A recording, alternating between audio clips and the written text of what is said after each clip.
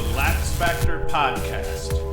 What is up, college lacrosse fans? You're watching episode 236 of the LaxFactor podcast. I'm your host, Ted Hoost, and today we're going to talk about every Division I game that was played yesterday. We're going to lead off with Syracuse, Vermont. We'll get into Ohio State and Air Force, Maryland, Richmond, Navy, Mount St. Mary's, Duke, Bellarmine, Denver, Utah. We're going to talk about all of them. Before I get into it, as always, be sure to like, subscribe, share the crap out of the podcast with your homies, and you can go to LaxFactor.com. You can support us by buying swag there, watching our videos through the website. You can get non-podcast related swag and watch our film review videos.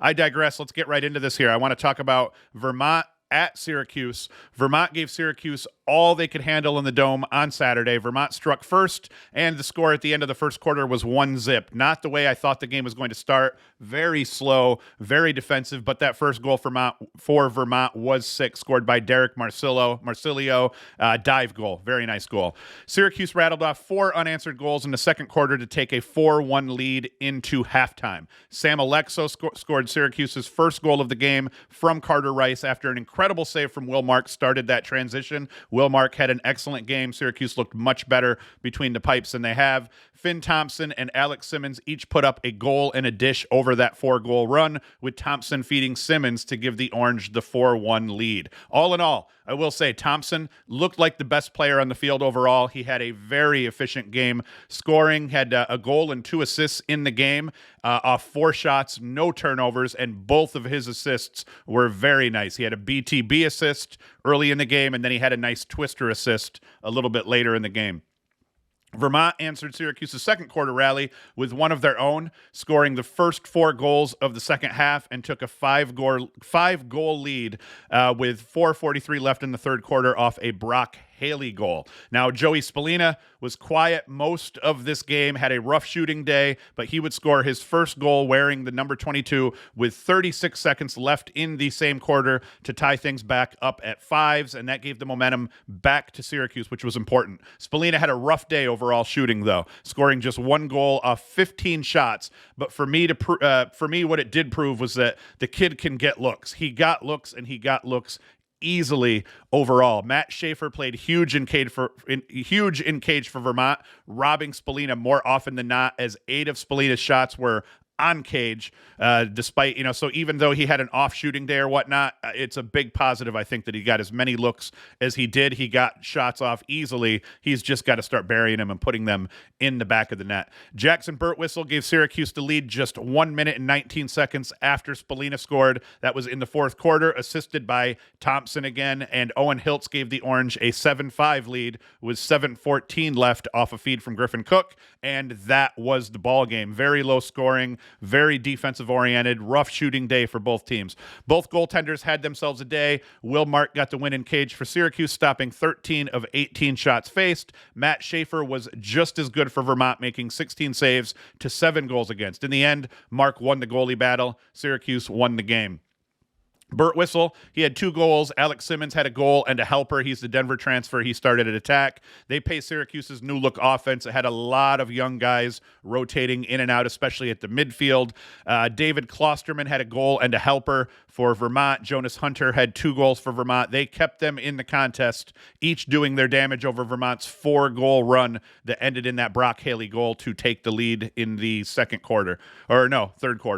Sam Alexo, he forced 4 turnovers, picked up 5 ground balls, and scored a goal. Landon Clary, Caden Cole, and Nick Kakamo, I can never say his name. They combined for another 6 caused turnovers and 6 ground balls. Clary had himself a game. I think he had 3 caused turnovers and 3 ground balls by himself. Defense overall looked much improved for Syracuse. Vermont, they're not the Vermont team that they were last year, but they're still a very capable team. So defensively, I was pleased with the way that Syracuse looked overall. It was offensively, not even team-wise. Offensively, it really just came down to Deuce had a rough shooting day, got looks, maybe forced it a little bit, but I think what Gary Gates going to take away from this game are our new supposed best player in terms of Joey Spallina. I'm drawing a blank here.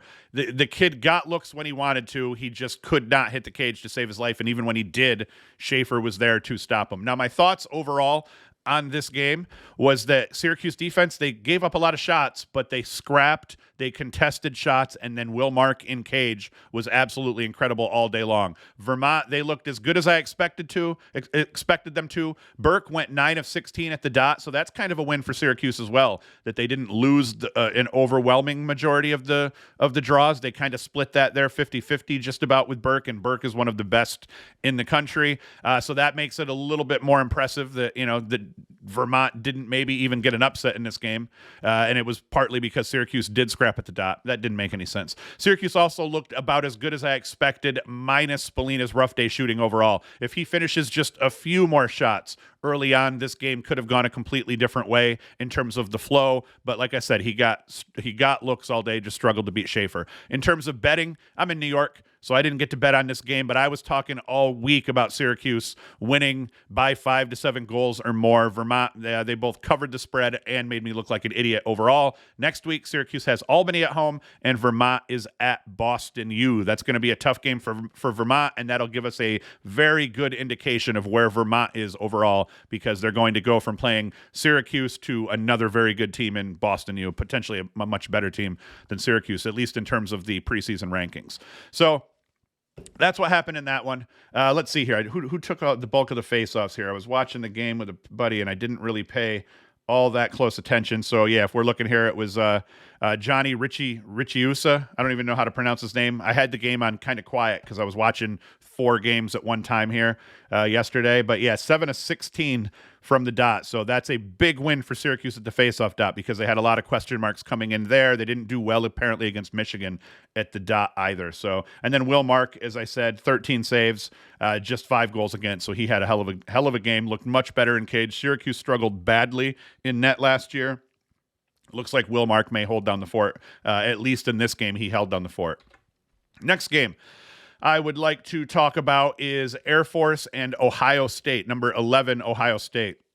Ohio State slowly but surely put Air Force out of their misery on Saturday, taking the non-conference tilt by a score of 15-7. Jack Myers, a guy that I handed a first-team preseason All-American vote to, he didn't disappoint in making me look really smart, going for 4 goals and 5 helpers against a usually pretty solid Air Force defense. He had just 10 shots in that Buckeyes win. Scott White and Kyle Borda put up 4 goals and 3 goals respectively. A huge and somewhat unexpected factor in the win for OSU was Drew Blanchard going 22 of 26 at the faceoff dot with, I say 2 ground balls in my notes, but I know that's not right. I suspect maybe he had 20 ground balls or 22 ground balls. Ohio State's stats suck, though. Literally, I'm going to have to go off PDF. You'll see that here in a little bit. Ohio State was also a perfect 15 of 15 clearing the ball, which is rare on an opening day for the most part. Ohio State defense played well, and Army transfer Marcus Hudgens had 2 caused turnovers, and keeper Skylar Wallen stopped 8 of the 15 shots he faced, good for a 5.30 save percentage overall. Wallen looked good in cage. That Ohio State defense definitely limited the number of quality shots that Air Force put on net. Air Force struggled to actually put shots on cage because that defense played so well. I actually thought Ohio State might roll in this one by a little bit more than they did, but to be certain, they played well all over the field, considering they won 85% of the draws. That's incredible. So I would have liked to have seen that offense maybe score a few more goals, considering the draw control that they had overall. But hey, W is a W, and maybe I'm underselling Air Force on this one, so maybe, a 15-7 win against Air Force in the future could look a lot better. And either way, though, they handled their business. And I'm only chirping in that way. Surprised they didn't beat them by more, because I'm that high on the Buckeyes. I thought the Buckeyes offense would have their way. 15 goals, they kind of did, but I would have liked to have seen them put up 18 with winning that many faceoffs overall. Betting-wise, I took Ohio State to cover the spread, and they did, so both a W for my prediction of the winner and a W for my actual bet, so that's good for me. And then next week, Ohio State's going to take on Cleveland State at home, and Air Force will host rival Denver. It used to be a conference rival, and I think now they're just a regional rival. And then let's see here. What do we got in terms of face? So you look at these stats; they're still going old school. I wanted to see how many ground balls. Blanchard had 12 ground balls. Okay, so I can update that in my notes so that my article isn't wrong. But yeah, 22 of 26, a hell of a job by Blanchard here. And then you look at Meyer's game: 4 goals, 5 assists off just 10 shots. Put 8 of those shots on cage. So he had a very good game. And that's it. Let's move on to the next one here. And that is going to be number 20 Richmond against number 2 Maryland. Another game that I got wrong was this one. Maryland dominated from the get-go with Logan McNaney getting an early save, bumping it right away to John Geppert, who streaked up the field and stuck one past Richmond goalkeeper Zach Veek, who had a rough day overall. Daniel Maltz went for 2 goals, 3 helpers. Owen Murphy, 4 goals, and they came out and showed that this Maryland offense may not have nearly as many question marks as I thought overall. A bunch of new guys: Braden Erksa, 2 goals and a helper; Jack Brennan, 2 assists; Daniel Kelly, 1 and 1, all chipped in for the Terps, and the depth of their scoring is a very good sign for this Maryland team offensively. As expected, though, the Maryland defense they were absolute killers. Makar caused 4 turnovers with 5 GBs. Zappatello forced 3 turnovers with 2 ground balls. You see Geppert get up the field, score a goal early in this game. The defense absolutely did not disappoint. They played an incredible game. Factoring huge in the lopsided outcome overall was goalkeeper Logan McNaney, Section 4 guy, Corning. I always got to drop that. He stopped 12 of the 15 shots he faced. Now, Richmond took a ton of shots in the game, albeit they didn't hit the cage very often, but in 12 of those 15 tries that they did happen to hit the 6x6, McNaney was a wall, had an incredible game all game long, was very consistent. Luke Weirman, solid at the dot. He won 10 of 17 draws with no points. One caveat there: he did turn the ball over twice in that mix. So, it kind of means that Maryland didn't even win the better half of the possessions off the draws, but the outcome was still 15-4. That's all the more impressive for their defense overall. Now, my thoughts on this: a season ago, I had questions about how Maryland would fare without Jared Bernhardt as the main initiator overall of that offense, and they ended up having one of the most efficient offenses in the history of college lacrosse without their nasty ball carrier.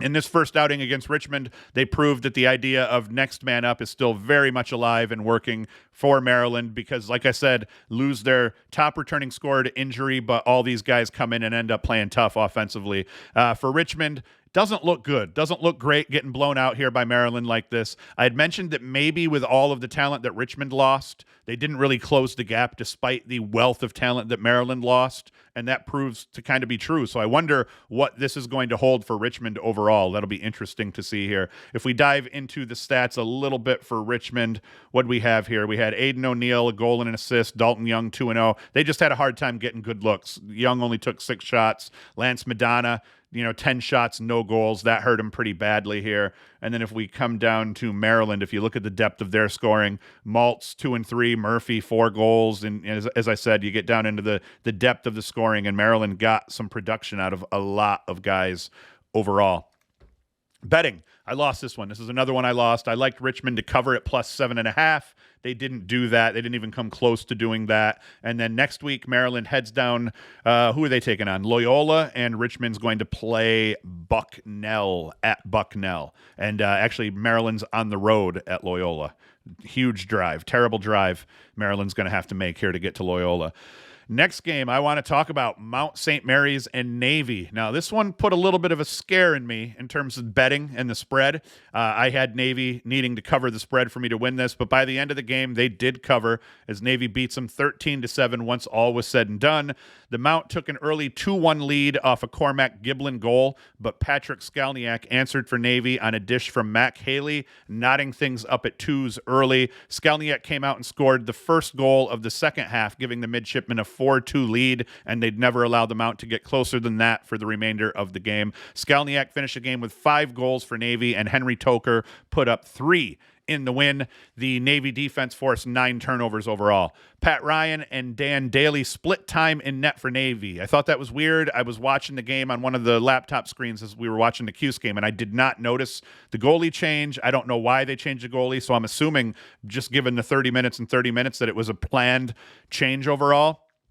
Ryan made 10 saves against just 2 goals and then Daly came in, stopped 3 shots, letting up 5 goals. So, like I said, I'm not 100% sure why they split that time, but it looked like Ryan was definitely the better goalie overall. Connor Beals and Bobby Turso combined to win 14 of 24 draws and only a single turnover for Navy. So that played into, that was for the Mount. So that played into the game being probably a little bit closer in terms of the score. Those guys splitting draws and doing a good job against the midshipmen. Thoughts overall? I'm not surprised that Navy didn't win this one by more. I kind of had a feeling that Navy wasn't going to blow them out. And actually, I'm wrong. I think I took Navy money line, and I don't think I took the spread. But during the game, for some reason, I had thought that I had taken the spread. But Navy, they controlled the game for the most part here. Like we said, it was close at the half, 3-1. And then it was even close at the end of the third quarter, and it was the fourth quarter that allowed Navy to break out 6-2. They outscored the Mount over the course of that fourth quarter. But slow burn to a solid victory for Navy. That's what you would expect from a team like this overall. So I'm not surprised by that at all. Mount St. Mary's turned the ball over a ton, 25 times in all. Only 9 of them were credited to the Navy defense as being caused by the defense. Failed clears played into that a little bit. They only cleared the ball at a 19-24 rate. The Mount did, so that helped Navy as well. Teams did better overall clearing the ball on the weekend. And one thing I was pleased about is it seemed the refs let the teams play over the course of this weekend as well. Betting, I had mentioned that the spread on this one had worried me, so I had already taken Navy at minus 700 via the money line, so I got this one right. They didn't end up covering the spread as well, though, for people that took the spread. So that's it with this game. Next game, I would like to talk about Bellarmine at number 8, Duke. Now, this game, it went about the way we thought. It actually started slower, and Duke, took them a little while to get into the flow and to start putting goals up. Overall, that first quarter was kind of boring over the first half of it, but they ended up rolling them after that slow start. Brennan O'Neill scored only 2 goals off of his 11 shots, but he helped 5 teammates find the back of the net, picking up 5 helpers on the day. Andrew McAdory, 3 goals, 2 helpers. Dyson Williams, 4 goals. Both had big games for the Blue Devils and were key in helping Duke finally find some flow offensively overall. McAdory starting an attack, looked excellent down there playing attack. Jake Naso wrecked Bellarmine at the faceoff dot, winning 15 of 22, going 73% at the dot, and he picked up 15 ground balls to boot. My thoughts overall, nothing to see here. Duke did what I expected them to do by the end of this game. O'Neill putting up 5 assists. That's a great look. And like I said, McAdory looked good and settled in at attack. Betting wise, I took Duke to cover this one at minus 11.5. I had talked about in the betting show how I didn't like this game at minus 10.5, not realizing as I was saying that the day the lines came out, I had taken Duke at minus 11.5 like a moron, and I really didn't like that spread, but in the end they beat them by 12. I look like a genius bettor, and actually I had complained too that the lines didn't look that great, but I think when you really look back at what happened this weekend, I think they for the most part got the lines right. So artificial intelligence wins one again. I presume all those lines are set by AI, or at least greatly influenced by AI and a bunch of algorithms. Next week, Duke hosts High Point, and Bellarmine has the St. Bonnie's at home. So we'll see how everybody does there. Let's see. Next game I want to talk about is Utah at number 17, Denver. And I ate total turds on this one. This was the one I was spouting off all week. It was going to be my upset pick. I, told everyone that was even remotely willing to listen to me that I thought Utah was going to beat Denver by a goal or 2, and I was way, way wrong. It happens sometimes. Denver jumped out to a 3-0 lead and never looked back. Utah was able to get within a goal with 4:14 left in the second quarter, but it was short-lived, with Denver scoring inside of a minute later to go back up 5-3, and the Pios sailed from there. J.J. Silstrop, he paced Denver with 2 goals and a dish, and Noah Manning flipped those stats and reversed them, going for a goal and 2 helpers. Jack Thompson, key for Denver, he was solid in net, stopping 9 of the 13 shots he faced, and he picked up the win. They need some consistency this season out of Thompson if they're going to keep winning games. That's going to be huge for them overall. My thoughts on this game, I did not get to watch it. I wasn't willing to, it costs $10 a month for the Denver Pioneers it's like the Pios All Access or whatever it's called. And if they had 2 home games, I would have bought this one and watched it. I would have paid $10 to watch 2 of Denver's home games, but there was only 1 home game, and then they go on the road, and then next 3 weeks I can watch them on ESPN Plus. So it was like, why pay $10 for this game? So I was disappointed in that. But moral of the story, the defense showed up. Tyler Bradbury They held him for Utah to just a single shot in the game. He did muster 3 assists, but you'll take that. They're one of their big scorers for Utah. Betting for this one, I got it wrong. Like I said, I took Utah at -200, so I took the L. However, I also forgot the day that everything opened. I took a bet on Denver at -2.5 the day the lines came out. So despite hyping Utah up all week, despite taking a 2-unit bet, it ended up being on Utah at -200. I did end up taking a bet for Denver to cover at 2.5. And hey, so I kind of won and I kind of lost on that one. Next week, Denver will host another regional rival, Air Force, while Utah will take on Marquette at home. All right, the next one. Jacksonville and Hopkins, another game I got wrong, and I got it wrong in a magnificent manner because I was popping off all week about how Jacksonville was going to beat Hopkins, bet, all that crap, all that stupid Gen X talk. So Jacksonville without Max Waldbaum, I don't know what happened to Waldbaum. I don't know if he was injured or what the deal is. Maybe he got in trouble and he was grounded and his parents weren't going to let him go play with his lacrosse pals. Who knows? It didn't even say in the telecast, not that I heard anyway. And I haven't seen any, I checked the press release. I didn't see anything mentioned in the press release either. So maybe that plays differently if he's in the game. But Hopkins, the key here for Hopkins is they look much better in goal overall. The score was tied up at 5s when Patrick Deans scored to give Hopkins a 1-goal lead, and they would not relinquish that lead after that. They went on a huge run over one point. Jacob Angelis, he scored 2 goals and an assist over the course of Hopkins' 8-1 run and finished the game with 2 goals, 2 helpers to pace the Jays. Dylan Bauer scored 2 goals and had a helper in the win from the midfield for Hopkins. Hopkins' defense, much improved from a season ago. Transfer Alex Mazzone, I think he transferred in from Georgetown. He had 2 forced turnovers, scored a goal, and picked up 2 ground balls. And keeper Tim Marcel, he made 15 saves versus only 7 goals against. That represents a huge improvement in net for Hopkins as they've struggled over the last handful of years to be consistent between the pipes. I think typically have had goalies finish under 50% or right around 50%. So that is a very good sign that Marcel played well against a good offensive Jacksonville team.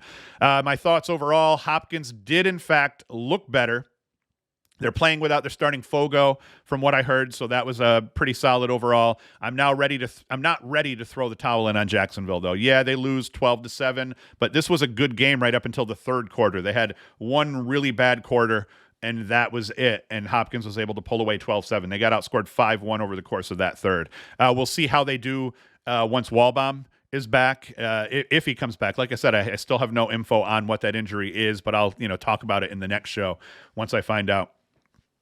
Betting, I took an L. I had money line on Jacksonville, and I had, I think, a 3-unit bet on Jacksonville for this one, and they did not, even if I had taken the spread, they didn't even cover that overall. Next week, Hopkins will take on Georgetown at Homewood, and Jacksonville will host Duke. Okay, now we're going to jump into the games that weren't as interesting to me or whatnot, so we'll use the Inside Lacrosse scoreboard for those. Rutgers beat up on Marist. They beat up on Marist from the outset. Dante Koulis, 5 goals, 3 helpers. Jack Amon, I don't even know how to pronounce that. Amon, 3 goals. Brian Cameron, 3 goals. Ross Scott, just 3 goals off 9 shots overall.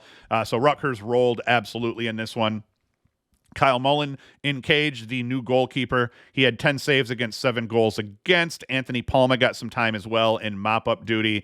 And then at the face-off dot, Jonathan Dugenio, 16-24. I was curious to see how he would end up doing. So that's a big deal for Rutgers. Dugenio is going to continue to play well, and they just absolutely beat the crap out of Marist. Let's see if we had some dudes get some caused turnovers here. I can't sort these. Yeah, Bobby Russo, 3 caused turnovers. That is about it. So that's it for the Rutgers game. They absolutely waxed Marist, and then we'll see who each of these teams have next. Rutgers has Stony Brook at home next up, and Marist has Binghamton at home next up. Okay, where are we going here? Wrong screen. All right, Penn State and Lafayette. Penn State beat Lafayette. It was actually, I was watching a game with a buddy. I think he took the under on this one. So he ate shit completely, taking all the unders. There was a lot more scoring in this first weekend than many people thought there would be. Penn State beat up on Lafayette. Lafayette kind of came back a little bit later to make it a little bit more interesting. Matt Trainer, 5-1. Chris Jordan, 4-2. TJ Malone, 2-3. So this is what we were wondering about Penn State. They got a lot of guys back from injury, a very veteran team that's actually sitting here in place between the veterans coming back, the guys coming back from injury in the transfer portal. It was good to see TJ Malone go for 2-3. Trainer expected to play really well, 5-1. So that's great for them overall. What did we do in cage? Who started here? All right, so Freyson, how do I pronounce that? Jack Freycon, 13 saves off 8 goals against. Someone is telling me that they think he's going to be the best goalie in the big. That's not going to be true because Logan McNaney is in the big, so no way he's the best goalie in big. And then the faceoff dot. There you go. Domination by Penn State at the faceoff dot. Hudson Bond, 22 of 30. Not too bad here. Next game, Marquette, Lindenwood. I thought Lindenwood might have a chance of keeping this a little bit closer. They didn't. Marquette just beat the ever-living crap out of them. Bobby O'Grady goes 6-1 for Marquette. Jack Stegman, 2-3 for Marquette. Mike Alieri, 8 saves against 2 goals against. And then at the faceoff dot, Cole Emmanuel, 10 of 12. Luke Williams, 5 of 9. So they pretty much waxed Lindenwood across the board. VMI against Detroit Mercy. I picked this one wrong. I didn't really pick it because I didn't bet this one. But I figured Detroit Mercy might win this game. So VMI may be on the up and up, baby. Luke Rustarucci. That's how you say his name, 2-5. Scout Ripley, 4-0. That's a pretty dope name, actually, Scout Ripley. Ryan Birney for Detroit Mercy was 5-0, had 5 goals there.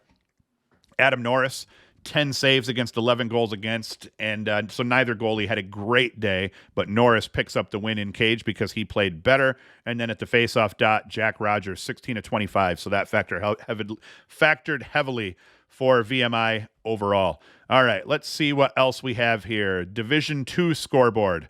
I saw Lenore Rhine here. They beat Maryville pretty badly, and it was Riley Shea. He goes 3-2. Torrin Eccleston goes 4-1. Miles Moffitt 3-2 in their win. I also saw Limestone played. They beat Embry-Riddle 16-10, and we don't even have Limestone scorers in this one, so that's not worth looking at. What else did we have here? Tampa and Florida Tech. Tampa beat them 13-7. No Tampa scores here. Well, hey, I tried to give you some Division I info here. Couldn't really help you out all that much. I did watch a little bit of this Florida Southern game against Alabama Huntsville. That one was, it was, I think, the second D2 game that went down. I think there was a Wednesday game as well. And in this one, Florida Southern, I'm trying to figure out the kid that I saw score a couple of goals early that looked pretty good. But yeah, Sean Nolan, 3-1 for them. So that is all, folks. That is what she wrote here. I will be back Wednesday to do the next weekend's preview show. We'll preview just about, I'll touch on every single Division I game, at least a little bit overall. And then there are games today at the Division I level here. Today, who do we got? Navy taking on Queens, Merrimack and Hofstra, and Providence and Holy Cross. So I'll talk a little bit about the outcomes in those games in Wednesday's preview show for the following weekend. But that's it, man. Please, thank you for watching. Thank you for listening. Please share the podcast, like, subscribe, do all of that crap. Get the word out of what we're doing. You can go to LaxFactor.com, watch our videos, support us that way, get the swag. That's it. I will be back Wednesday for the preview show. I will be back Friday for the betting show, Lacrosse Lines, and then I will be back again next weekend to give you recaps. And hopefully Syracuse beats Albany, and that keeps me happy. And that's it. Thank you for watching. Thank you for listening, and Hoost is out. The LaxFactor Podcast.